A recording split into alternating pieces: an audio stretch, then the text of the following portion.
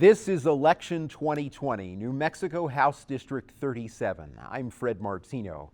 KRWG Public Media and the League of Women Voters pleased to present today's forum. The rules are simple. Candidates have up to 60 seconds to answer each question and should not mention their opponent in the answer. My co-host from the League is Kathy Brook, and we welcome candidates Joanne Ferrary and Isabella Solis. Thank you for joining us today. Thank you. Thanks. Pleasure. Thank you. Joanne, we're going to begin with you with the first question. In what ways, if any, should the tax system in New Mexico be reformed? Explain. Well, first of all, we should not be taxing food.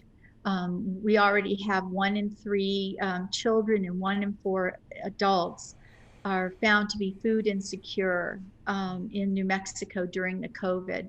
So we should not tax food, and we should be very careful about any regressive taxing.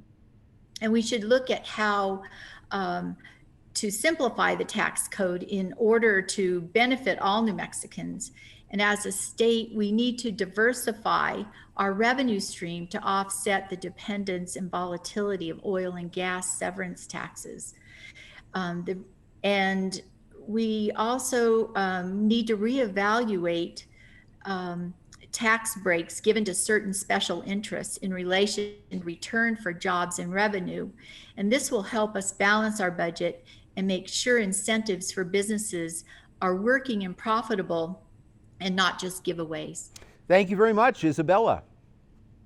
Thank you for the question. I really appreciate being here today. As far as the tax, I really believe that we need to be fair across the board to all New Mexicans. I really feel that we need to, with the shutdown, the COVID shutdown right now, small businesses are suffering. And we always talk about giving small businesses incentives to get them to come to the state of New Mexico. And that's been the biggest hardship. I think that we've been talking about this for years. I remember people talked about it back when I was running for county commission, and we're still talking about the same thing. So I guess my question would be, why is it that we haven't addressed the issue, and why aren't we doing making these changes? And also, I think that we need to be able to eliminate some of these taxes to be able to, and some of the regulations that we have to even, to specific groups. Some of these taxes are given to specific groups like energy. And I think that we need to be able to address the small businesses which are suffering right now. I don't know that they'll be able to recover. Thank you very much. Kathy. Isabella, should New Mexico continue to tax Social Security benefits? Please explain. Thank you for that question. I really appreciate that. That is one of my platforms. As a matter of fact, I really feel like the elderly have worked all their lives. They've raised families, they invested into our community, and I don't think that they should be taxed on their Social Security. That's the double tax on their Social Security. I really feel that one of the things I will do as a legislator, I will repeal that and work with others to make sure that we get that done. Thank you. Thanks. Joanne? Yes, I'm open to ending the tax cut on Social Security. We need to help low and middle income seniors, of course. Right now, we're set for a lighter budget and possibly an economic downturn. So we need to be careful of any tax cuts right now, because we need to balance our revenue stream. But if we can afford to do that for our seniors, definitely we should consider doing that. Okay, thank you very much. We move now to education. Joanne, we'll start with you on this question. Starting pay for teachers is nearly 20% lower in New Mexico as compared to districts in El Paso, which start at more than $50,000 a year. How do you assess efforts to make the state's salaries more competitive? Well, definitely on our Education Study Committee, we found that teacher pay is important, to pay teachers the professionals that they are. But our package of, and we raised it to 40, 50, and 60,000 different tiers a couple years ago. but our package of bills, referred to as the moonshot for education in 2019, came at a difficult time, but we need to restore the 1%, the 4% increase that we had promised teachers. And we need to try to restore that and give the teachers what we promised them, the pre-economic downturn.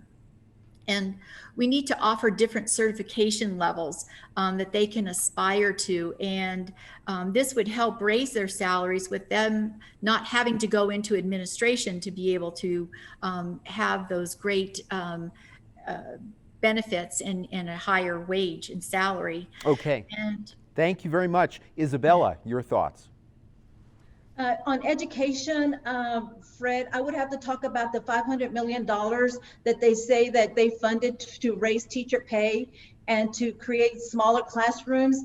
I think that and I have to really say that teachers are some people that I really truly honor. They have such a large task and a big job that they do for our children every day. So yes, I agree that they should have pay raises, but to be able to pour money into a system that, you know, we can still say we're still last in education. We've been talking about that for years, that we're still last. So throwing money at the teachers, but not having benchmarks or measurements, or what is the problem in New Mexico that our teachers are not be able to teach the children in the classrooms? Are there restrictions on the teachers? And where is the money spent? And what is the accountability? And what is the plan and the strategy that is used for that money that is poured out to, you know, that it was $500 million in education? So how are those benchmarks measured? I think that we don't have a consistency across the state, and I think that we need to look at that. I, as a legislator, would literally look at being able to put a committee together to work with different people from the outside. Okay, so, thank you very much, Isabella. Kathy? Isabella, are you satisfied with how much money was allocated to the Early Childhood Trust Fund in the 2020 legislative session? Please explain. Yes, ma'am. Thank you for that question. I really appreciate it. I think that early childhood is a very important time in our children's lives. And I think that a lot of parents understand this. Right now with the coronavirus, I'm not sure what parents are doing with these young children, having to teach them, having to go to work. And I don't know what that situation would look like. I don't believe that we should use our permanent fund to be able to fund the early childhood trust fund. I think that we need to find other ways to address this issue. I believe that we're going to deprive our future generations from our education if we tap into this fund, our oil fund. So we need to be able to have better management and better processes in this. But I do agree that early childhood is a topic that really needs to be addressed and also looked at, like I just mentioned a while ago, in our education system. If we keep doing the same thing over and over and not getting we're not producing anything, I think that there's an issue somewhere. So what is the root cause of everything that's going on in our state in regards to education? Thank you. Joanne, the Early Childhood Trust Fund. yes, that was a good start to have that investment. But we also need to keep in mind that it is a permanent fund and it's not so easy to get the funding out of there.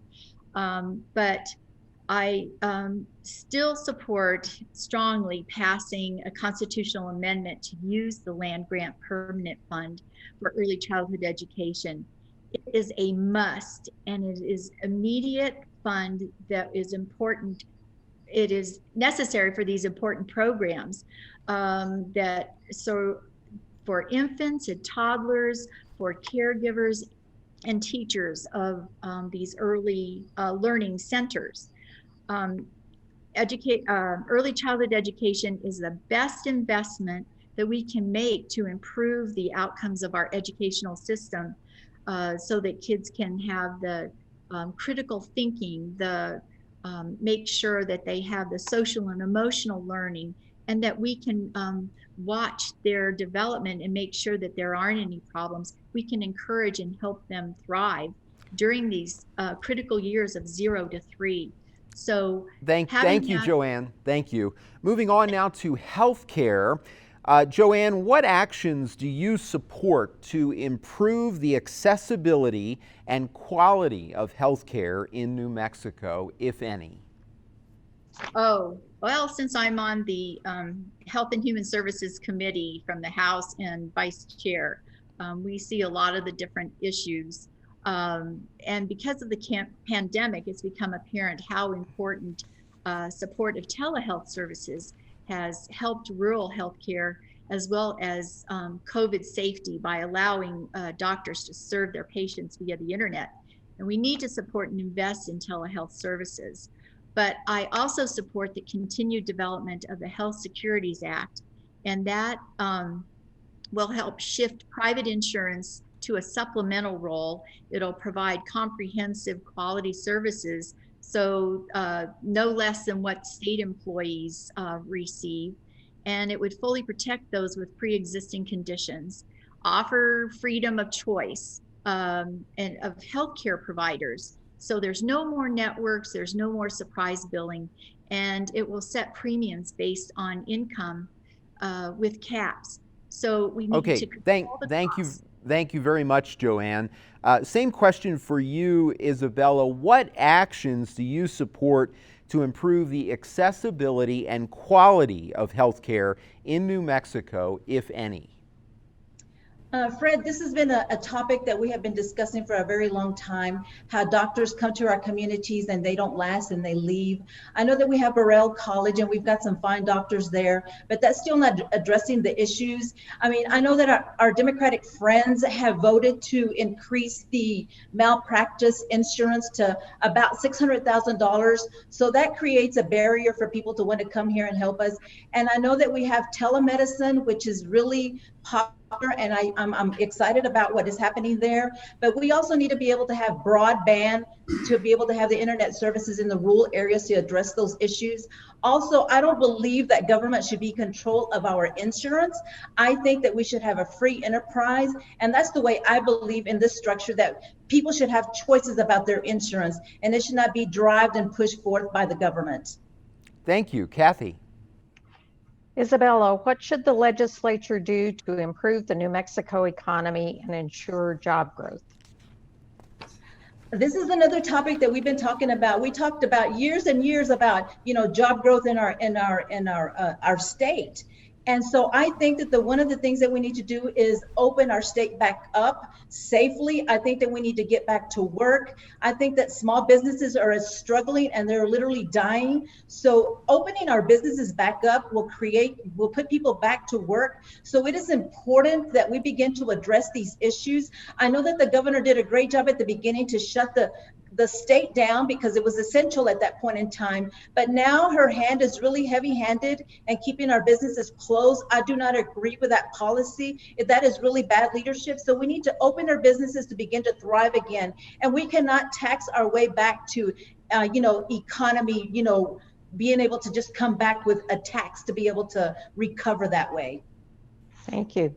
Joanne, what should the legislature do to improve the economy and ensure job growth? Well, I think one of the first things we could do is continue closing corporate tax loopholes. And that would make sure that we can get more funding in our economy, but investing in our educational system from cradle to career so that we have the workforce needed for the 21st century businesses, and invest in our infrastructure, such as the Santa Teresa Jetport, our spaceport, and innovative places at our universities and scientific labs that are working together right here at NMSU with private partnerships. And they can grow new technologies and businesses for new economies, jobs, and opportunities. But also we have a good economy starts with investments in education and infrastructure, as well as access to healthcare. And rural economic development is key. And it's linked to investing in our children and programs that help universities train future teachers and provide advanced studies. Thank you very much, Joanne. We move on now, and we'll start with you on this question, Joanne. Do you favor the legalization of recreational marijuana in New Mexico? Explain. Yes, I do. We need to regulate the production and the distribution of recreational marijuana in order to tax it and to also make sure that underage youth, we need to prevent their use. And we also need to ensure public safety. My background in helping prevent driving while impaired in the early 90s with the Traffic Safety Bureau included setting up a program for drug recognition experts. And one of the 6 drugs was for cannabis. And so we also need to make sure that we don't undermine the success of the medical marijuana program. And that has helped many patients in our state. The tax revenue can also support our schools, hospitals, and other needs. Thank you. Isabella. I do not support legalization of marijuana. I think that we need more studies. I think that it, in my opinion, would be detrimental to our state. Even talking to some people that have legalization in their states, like Colorado, I talked to an individual that said he has a trucking company, and so he has to have all his people drug tested. And when they're tested, they're not able to drive. So then that's an issue right there, you know, to not be able to get the quality food or whatever they're distributing, you know, through their trucking business, and then their insurance is going to go up. So I do not agree with legalization of marijuana, but I do support the medicinal, because I have talked to veterans and they've talked to me about how it's been beneficial to them during their PTSD and those situations that they encounter in their daily living. So that would be something that I would like to be able to see how we can support some of these organizations that need to get licensed to make sure that they get things done correctly. Thank you. Kathy.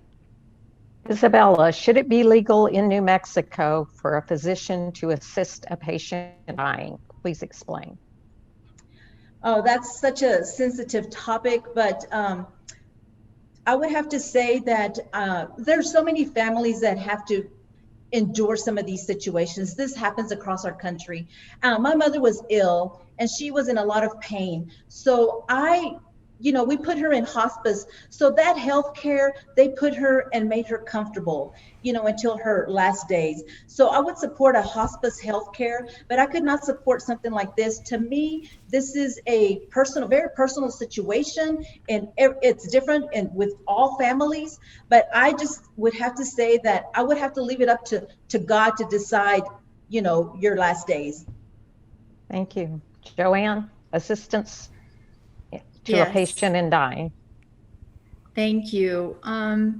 I think people deserve dignity at the end of their life, and especially because they are suffering a terminal illness.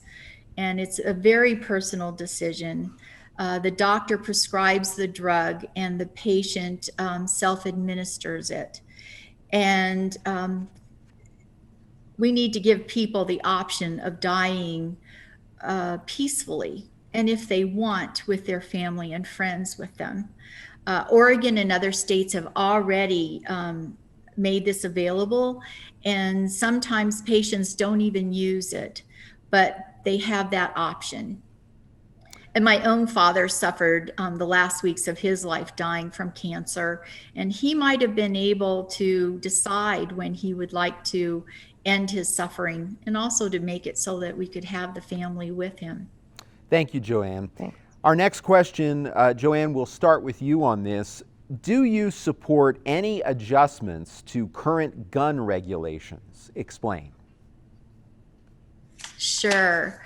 We've passed some legislation already, and it seems like we all know someone who has been negatively affected by gun violence. I personally knew 2 people who were killed by a domestic abuser, and I also lost a good friend when I was 11 years old, and her younger brother came across a gun, and she was killed trying to retrieve it from him. The sad fact is that too many of us have stories like these, and we've all been affected by gun violence in one way or another. And we passed the extreme risk firearm protection, better known as the red flag law, which takes firearms out of the hands of dangerous people and also mentally unstable individuals. This law is key to help de-escalate situations of domestic violence and suicide. And I do support common sense laws that prevent gun violence. Thank you, Joanne. Isabella.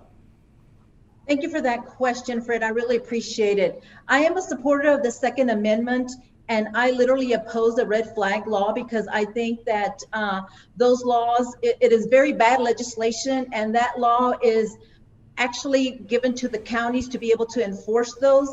And the one thing that really is a bad legislation is the fact that what happens to innocent before, being proven innocent until proven guilty is what I'm trying to say. What happened to that? So people can come up and say, say anything about you that maybe you are a danger to society, and then you can be arrested. So I don't agree with the red flag law. I would, as a legislator, would go in and try to make amendments of those changes. As a matter of fact, this has literally violated our Second Amendment, so I don't agree with that. And this is not a way to address mental health issues. I think that there's other avenues to address those issues, and I think that we should leave our Second Amendment alone because that is our constitutional right. Thank you, Isabella. Kathy? Isabella, should New Mexico promote renewable energy? If so, how? Renewable energy has been very questionable for me. I have a lot of different doubts about it. So I read something this morning where it says, with this cold weather, only 6% of your electricity is being provided by all renewable energy source right now. And so I have to be thankful to the gas, oil, and coal industry because the other 94% is powered by that industry. And so to me, to be able to say we want to use the government to be able to support renewable energy, that to me is a question mark already. And to be able to amend the Constitution to say we want to add the new Green Deal to it, I have issues with that. And I don't think that we should put the price tag of renewable energy on the backs of families. If we just review some of the other countries like Italy, there's elderlies that cannot pay for the electric bill because it is so expensive. I think that it needs to be balanced, but most of all, I just don't think that the government should be involved in this. I think it should be free enterprise. Thank you. Joanne, should the state promote renewable energy? Yes, most definitely. The state now has the ETA, Energy Transition Act, that sets milestones for reaching higher percentages of renewable energy production through solar, wind, and geothermal over the next 30 years. And it mapped out the closure of coal energy production plants and also making sure that we can retrain those displaced workers. And it's important to reduce our carbon footprint in order to slow down, if not reverse, climate change. And we need to continue to support renewable energy with tax credits. And government should invest, as like the city of Las Cruces, in solar panels, and we should encourage other governments and schools to also. And we need to support financing for individuals, such as the PACE program, which is the Property Assessment Clean Energy Program, as well as community solar programs, so that more people can share in the savings for utility costs and saving the planet. Thank you, Joanne. Thank you. We have reached our final question now, and this is one that could be in the spotlight even more with recent changes at the U.S. Supreme Court. Joanne, we begin with you. What is the role of the state, if any, in abortion regulation? The state's role is to protect women's health care options, their healthcare options, and to keep abortion safe and legal. New Mexicans have shown that 74%, no matter what their own personal beliefs are, trust a woman to make her own personal decision with the advice of her healthcare provider and without government interference. So I co-sponsored House Bill 51 in 2019, which would have taken outdated statutes off the books that criminalize providers with a 4th-degree felony. And I have been attacked with lies about abortion up to the date of birth that are offensive to every woman and her provider. And this misinformation is not only offensive, but it's dangerous to a woman and her provider. A medical decision about abortion is deeply personal.